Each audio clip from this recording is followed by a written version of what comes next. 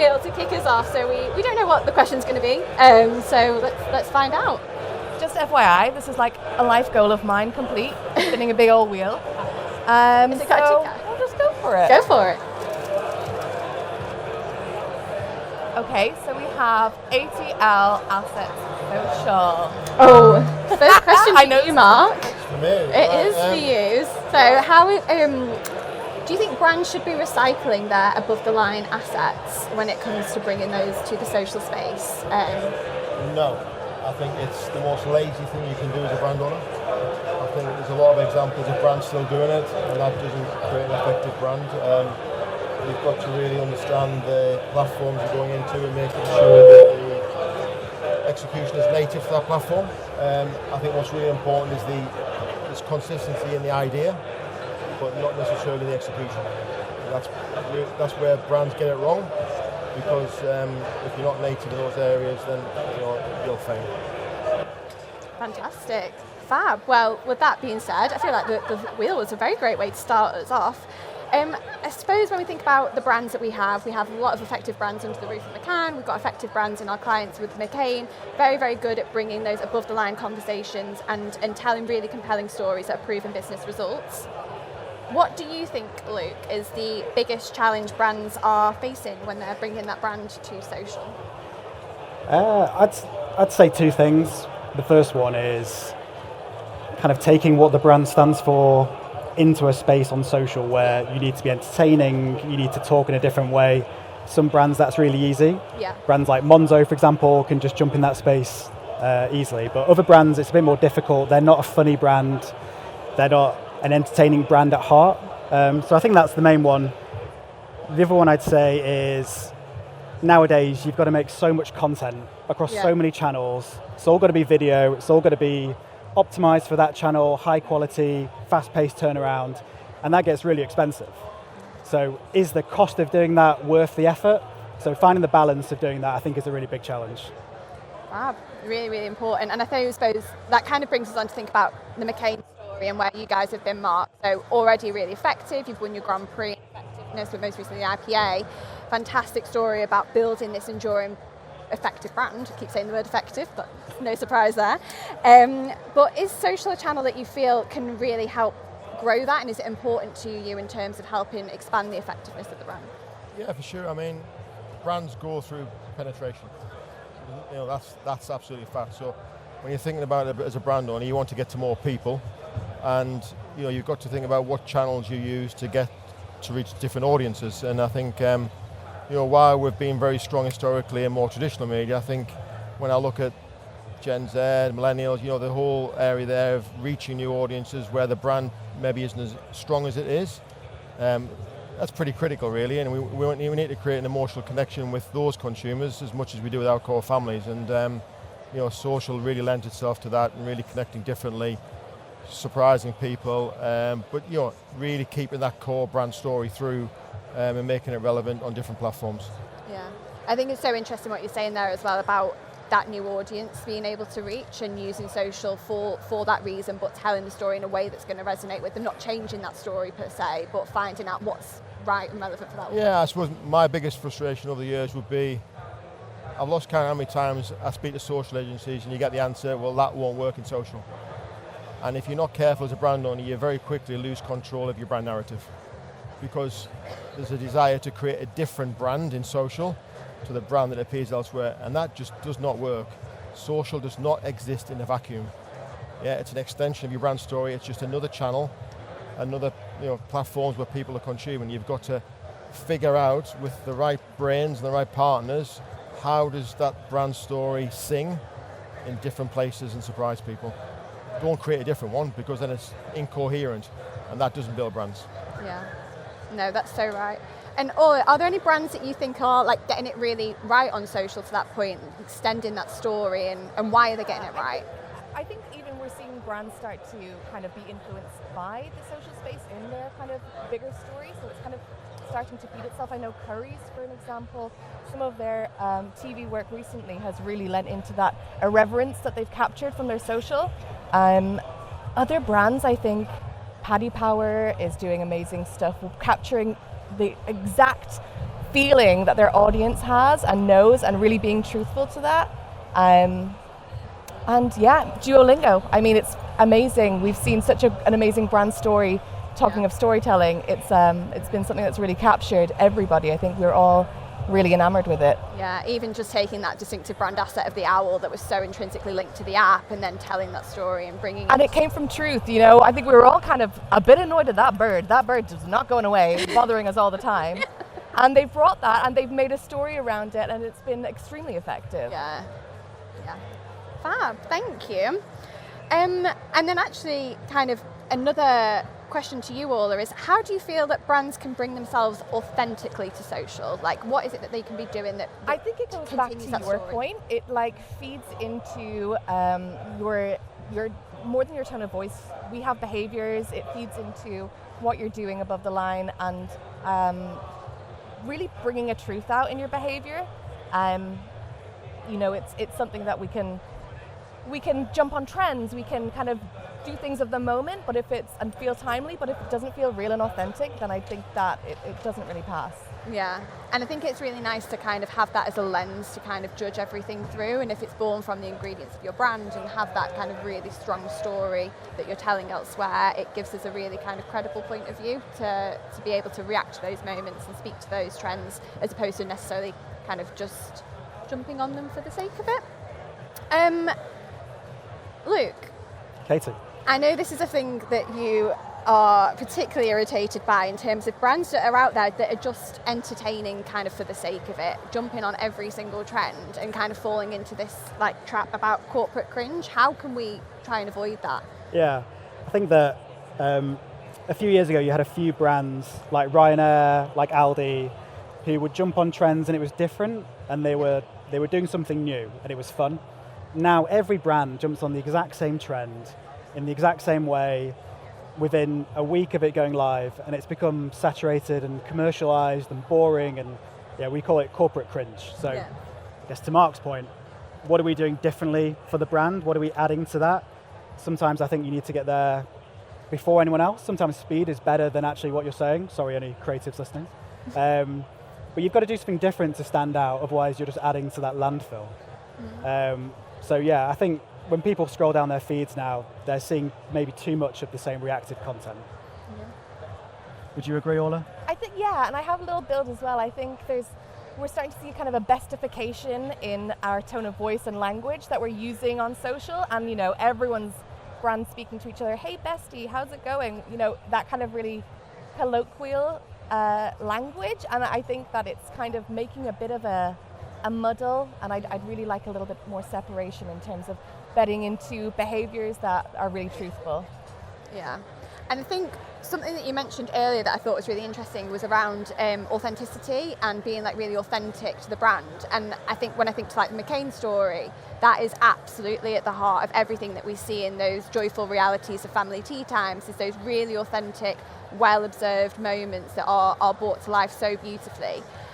When we think about kind of bringing that to social, what's the most important thing for you, for McCain, in terms of how we can bring that to life in social?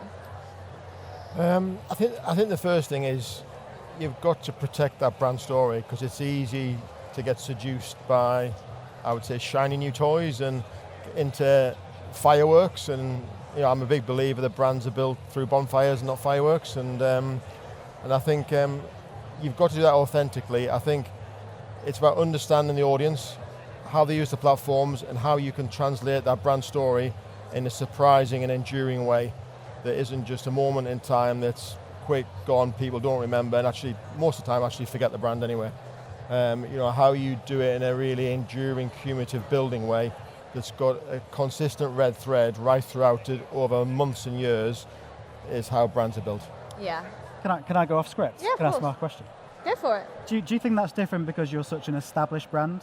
Do you think if you were a new challenger brand, you'd think any differently? Possibly, but I think it's a choice and it's a discipline. Yeah. And I think even if you're a challenger brand, you've still got to be very clear what your story is and how you want to show up and who you're talking to. I think sometimes just the social channels are just full of clutter, and this, you know, to your point earlier, lots of same trends, and it's just, you know, does that really say anything about your brand? Does it really build the equity in your brand? Probably not. It just comes across as somebody backing on the trend. So I think it comes back to really understanding your brand story, what you want to stand for, and how those channels will enable you to build the brand, and be really disciplined with how you do it. Yeah. I completely agree. I think we were talking earlier on, and I think there's a lot of a difference between whether you can do something or whether you should do something. And I feel like a lot of brands, and especially when you've not necessarily established that story that you want to tell, do things because they can do something and jump on things because they can, not necessarily because they should, and because it's building any kind of equity or meaning behind the brand story that they want to be telling. Yeah, and doing it right. I think you can't get it right all the time, and I think we try to experiment. And I think when I look back, there's times when we've probably gone too far into a different space, and when you look back, you think, well, actually, that's got nothing to do with the brand and the story we're trying to tell. And you learn from that. And it's, I think the good thing about social is you can experiment and you can do lots of things. Luke mentioned about lots of content, so it's not like lots of expensive assets all the time. And I think, so there is an experimentation, but there is a discipline in holding yourselves as a brand owner and your agencies to account, to make sure that you're all heading in the same direction. Yeah. And I suppose to Team McCann, as an agency, how are we then striking that balance, right, between protecting the brand, being guardians of the brand, understanding the brand, and still being able to disrupt those cluttered social feeds, still being able to have that cut through that we want and need, because social's an attention game, right? So how are we doing that? How are we striking that balance? Is that to me? To both of you. We have a product called Social Behaviour, Social Voice, we keep changing the name, which is that overarching way that we show up. So it's the first thing we did with McCain, first thing we do with any brand. What is that personality? How are we talking? What are we talking about? What are we not talking about? And that becomes the vehicle for everything we do. So it becomes consistent. I think consistency is a really key word. And it becomes completely connected to the brand. So it's recognisable in everything we do. What do you think, Orla? Yeah, I think it's, you need to know when to hold yourself back. Not everything is obviously applicable. But there are sparks of bravery that you kind of should go for. And I think, it's in those little moments where perhaps something doesn't 100% feel right, but there's something in it that's kind of pushing you. And if you really believe in that, those brave moments can kind of burst through, I think. Yeah, bravery is a key word. Yeah. Because we can, it takes a good client to know when to be bold and when to say no. Yes, exactly. Yeah, not just letting us have free reign for the sake of it, but allowing us to kind of push those boundaries. When it's about trust. Bravery will come back to trust and a kind of belief that, we're going to try this weird thing, and are you coming with us? Yes. Yeah, fab. Another question, I suppose, in terms of, are there any brands out there that you can feel that you can see are driving like a real world like business impact with the activity that they're doing, where we can really kind of see the tangibility of it and start to build that effectiveness story? Like brands that are, I suppose the one that comes to my mind is obviously with our Aldi case, where we really kind of targeted on that area of pre-family and understanding that they were an area that were an audience, that weren't necessarily shopping at Aldi, but we used social as a way to reach them. Are there any other kind of brands that come to mind that we can see that happening with? Yeah, we obviously don't see the business data from other brands, but you've mentioned Currys already. Yeah. I think what I like about Currys, you've already said, is they've taken on the personality from social into their above the line more, which has been really interesting to see. Yeah. Aldi, we measure. I can see Sophie and Amelia in the crowd who do all this work that I'm going to take credit for right now, but. They've been able to track the increase in sales and market share linked to when they have a brand spike. Yeah. So that's great to see, and we can see soft metrics as well, like follower growth. A few years ago, M&S sued Aldi for their caterpillar cake looking a bit too much like theirs, and in 4 days they grew more fans in the last 4 years because the client went on the leap with us, was bold, backed us, and it was in line with the personality. Was very brave. Yeah. Very brave. Marks and snitches. Marks and snitches. And I suppose in the vein of results and how we can start to see that, Mark, what sort of results do you want to be seeing from your social activity? What do you want to be driving? Well, I think for me it's long-term results. Yeah. I think as an industry and businesses can be too fixated on the short-term and ROIs. Yeah. I think, brands take months, years to build, not weeks. And I think, again, as long as you're on a journey together and committed, then I think it's looking at all those metrics, brand penetration, the connection, emotional connection with different audiences. I think I'd be more looking at the softer metrics over time than just the hard metrics, because that can force you into silly decisions, I would say. Yeah, being reactive rather. Reactive decisions that feel good at that moment and make you feel good, but actually don't have any medium or long-term effect. Yeah. Makes perfect sense. And I suppose final question, Luke, before we're going to spin the wheel again and have a couple more questions from the wheel. What should brands be measuring to prove their effectiveness, both long-term, short-term? Nice easy one. Yeah. I would say that obviously the main metric you want to see is sales and return on investment and things like that. We don't always have the luxury of getting access to that. So then we have to look at proxy metrics. And the holy grail question is, how do you connect organic social with business impact? So we do that in different ways. We use proxy metrics. I can see Tim in the crowd as well, who's got a product in McCann called Brand Vibrancy Score, which is a really exciting way of seeing how visible your brand is over time and against competitors, and looking at that correlation between business impact. I think also, for so long we've looked at things like video views, engagements. They don't really mean anything.